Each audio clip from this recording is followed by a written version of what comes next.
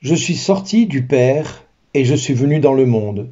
Maintenant je quitte le monde et je pars vers le Père. Amen. Maranatha.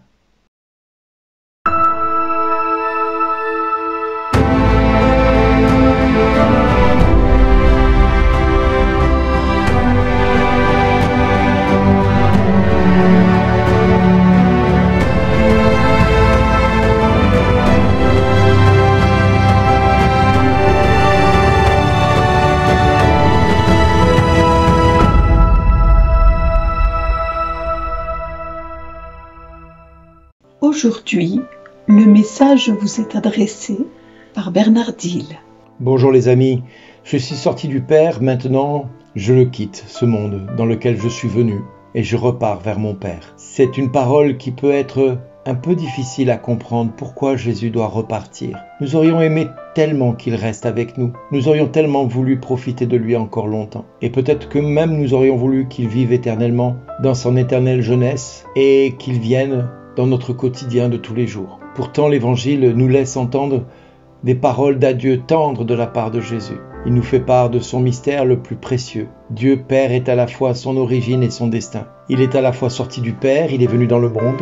Maintenant, il quitte le monde pour retourner vers le Père. Cette vérité, sans commune mesure avec ce que nous avons pu entendre jusque-là, c'est une vérité qui concerne la deuxième personne de la Trinité, Jésus. Et personne ne devrait cesser de raisonner de cette manière-là. Personne.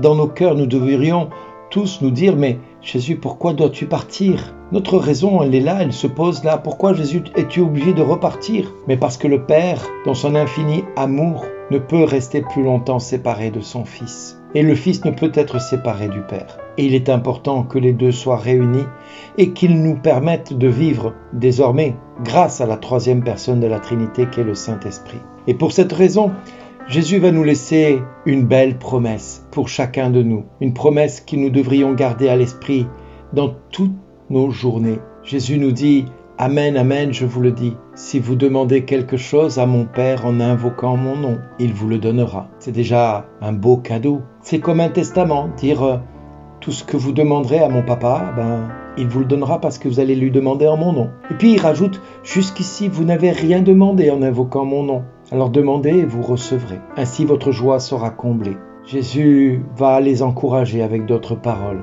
et il va leur donner des paroles encore plus belles en leur disant à chacun d'eux « L'heure vient où, sans employer de parabole, je vous annoncerai ouvertement tout ce qui concerne le Père. » Il va nous révéler qui est son papa. En ce jour-là, vous demanderez en invoquant mon nom. Or, je ne vous dis pas que c'est moi qui prierai le Père pour vous, car le Père lui-même vous aime, parce que vraiment vous m'aimez, et vous croyez que je suis venu d'auprès de Dieu. Est-ce que vous vous rendez compte de cette phrase ? En ce jour-là, vous demanderez en invoquant mon nom, et parce que vous invoquerez mon nom, il nous le dit plus haut, il vous le donnera, tout ce qu'on va lui demander. Car le Père lui-même vous aime. C'est une révélation qui nous est faite, parce que vraiment vous aimez le Fils, parce que vraiment vous m'aimez, dit-il, et que vous croyez que je suis venu d'auprès de Dieu. Eh bien voilà, cette promesse qui nous est faite, cette promesse de Dieu qui veut que, parce que nous aimons le Fils,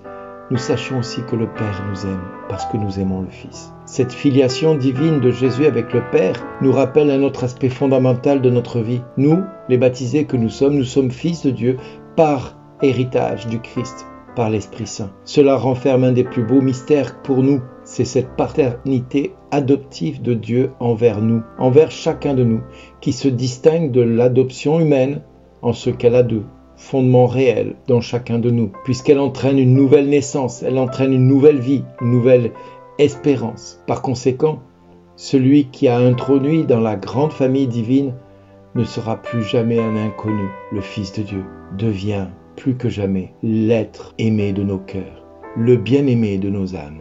C'est pour cela que le jour de l'Ascension, l'Église nous rappelle lors de la prière commune pour chacun de nous que nous sommes tous fils et filles de Dieu et que nous avons tous suivi les pas de Jésus. Dieu, qui élève le Christ au-dessus de tout, ouvre-nous la joie de l'action de grâce, car l'ascension de ton Fils Jésus est déjà notre propre victoire. Nous sommes membres de son corps puisque tout ceci est plus important que n'importe quel marathon que nous pourrions faire ou mener, que n'importe quelle course que nous pourrions être amenés à rencontrer. La ligne d'arrivée n'est autre que le ciel.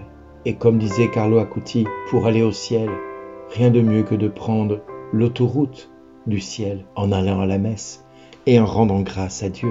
La gloire de Dieu, c'est que l'homme vive, et la vie de l'homme, c'est la vision de Dieu. Saint Irénée disait cela, et nous pouvons aussi nous appuyer sur cette grande découverte de Jésus-Christ en entrant dans le terrain de la sainteté par la foi. Nous trouvons souvent une vie sombre dans notre quotidien, dure, difficile, un semis qui se fait dans les larmes, mais une moisson qui se fait dans la joie. Nous sommes sûrs que la lumière du Christ va finalement être pour nous la plus belle des récoltes, cette lumière qui va briller dans nos vies, qui va nous rendre la joie, là où tout est ténèbres. Plus encore, ce que le Père nous donne aujourd'hui, c'est d'être unis à son Fils Jésus. Et c'est d'être unis par cet autre don qu'il nous fait, le Paraclet, pour être avec lui à jamais. L'Esprit de vérité veut se manifester à nous dans quelques jours. Attendons-le avec espérance. Cette nouveauté que nous allons découvrir, cette présence du Saint-Esprit dans le quotidien de nos jours, va nous donner de vivre ce discours d'adieu de Jésus dans une condition plus agréable, plus douce, comme avec un baume rempli de miel et de tendresse. Oui, l'Esprit Saint nous apporte la consolation du départ de Jésus, mais nous apporte la grâce de la puissance du Père manifestée en Jésus-Christ dans tout ce que nous allons lui demander. En son nom, nous savons qu'il va nous exaucer dans les moindres détails. Tout ce que vous demanderez au Père en mon nom, tenez-le pour obtenu et vous le verrez s'accomplir, nous dit Jésus. Alors croyons que cet Esprit Saint qui vient vers nous va nous faire entrer dans cette communion avec le Père et le Fils. Et dans cette communion avec le Père et le Fils, nous serons en capacité de faire non seulement des miracles, mais des prodiges en son nom pour manifester la gloire de Dieu dans ce monde de ténèbres à laquelle nous sommes appelés à donner notre lumière reçue du Christ comme le plus beau des dons. Attendons-nous à Dieu et voyons Dieu agir dans notre vie. Amen. Alléluia. Maranatha. Merci d'exister.